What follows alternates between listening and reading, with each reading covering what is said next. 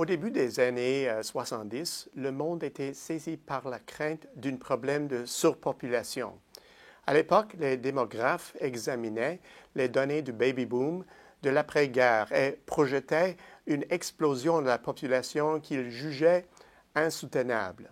Après tout, tous étaient alors convaincus que le monde serait un jour à court de pétrole et d'autres ressources essentielles. Les nations possédant une population importante et en forte croissance ont été frappées par la pauvreté et bon nombre d'entre elles ont vu leur taux de fertilité chuter, décidant ou étant contraints d'avoir moins d'enfants.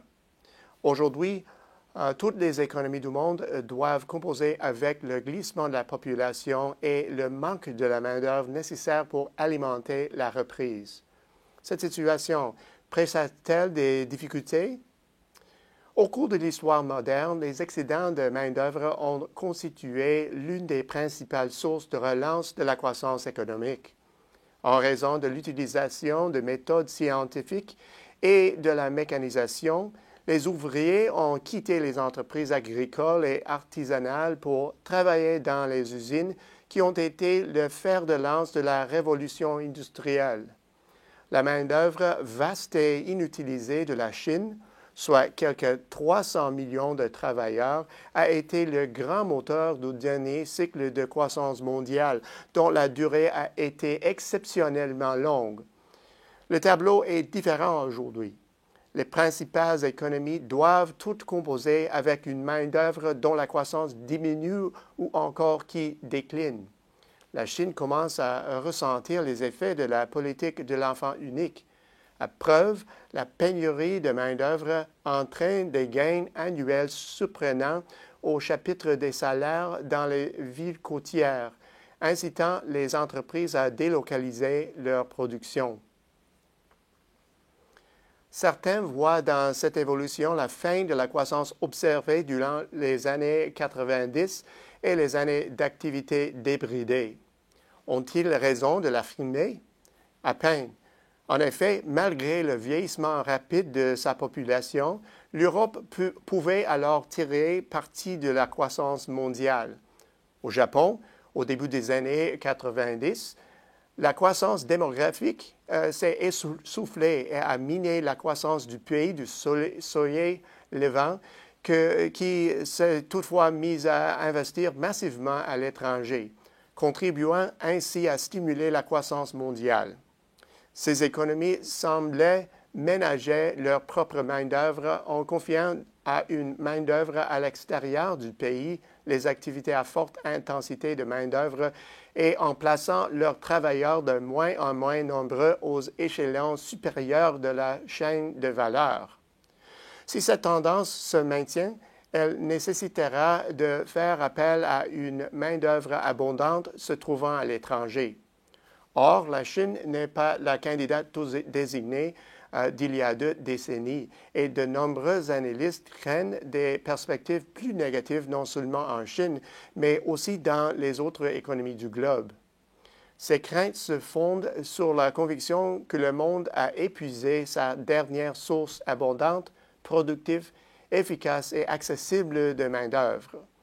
Les données ne semblent pas accréditer cette thèse. Prenons l'Inde par exemple.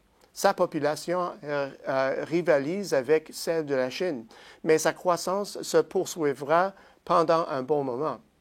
Dans le même temps, les données estimatives révèlent que 60% de la population dépend toujours du secteur agricole indien, vaste et sous-développé. À bien des égards, l'Inde semble être appelée à jouer le rôle de soupape de sécurité durant le cycle de croissance à venir. Mais il y a plus. Les économies en mal de main-d'œuvre s'investissent déjà à trouver les travailleurs dont elles ont besoin, pas seulement en Inde, mais aussi dans d'autres pays possédant une riche main-d'œuvre. Par exemple, l'Indonésie peut se vanter de disposer d'une main-d'œuvre de la taille de celle des États-Unis, mais 12% de ces travailleurs vivent toujours sous le seuil de pauvreté, ce qui représente en soi un immense réservoir potentiel de travailleurs. Le Bangladesh, pour sa part, avec une population de 155 millions de travailleurs, attire des sommes de plus en plus importantes destinées aux investissements visant la recherche de main-d'œuvre. Le Vietnam et les Philippines sont aussi des candidats de choix et devraient constater des entrées d'investissements semblables. Plus près de chez nous, le Mexique attire énormément d'investissements étrangers.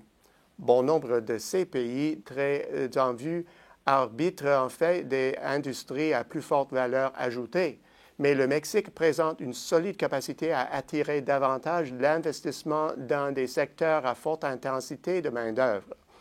De fait, grâce à une population de 120 millions de travailleurs, dont plus de 50% vivant sous le seuil national de pauvreté, le Mexique s'affirme de plus en plus comme un marché de choix pour le transfert des activités manufacturières à forte intensité en main-d'œuvre.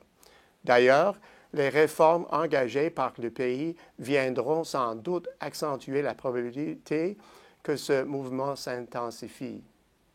Ce changement dans la direction des investissements pourrait bien être l'une des tendances dominantes du prochain cycle. Au lieu d'être étiqueté par les termes délocalisation et externalisation, très souvent synonymes de suppression d'emplois dans les marchés de l'OCDE, cette pratique pourrait être décrite par la formule « importer de la main-d'œuvre sans avoir à la déplacer ». Parallèlement, durant cette phase d'adaptation, la main-d'œuvre des marchés de l'OCDE devrait probablement enregistrer des hausses salariales plus importantes qu'à l'habitude. Ce processus aura sans doute comme effet d'accroître les investissements visant à trouver de la main-d'œuvre et faire monter les travailleurs de l'OCDE dont le coût est plus élevé dans la chaîne de valeur. Au bout du compte, il ne fait pas de doute que la crise et les années qui ont suivi ont éprouvé la main-d'œuvre et malgré des taux de chômage élevés dans les diverses économies, il se pourrait bien que la conjoncture à venir soit favorable à la main-d'œuvre. À la semaine prochaine, c'est Peter Hall.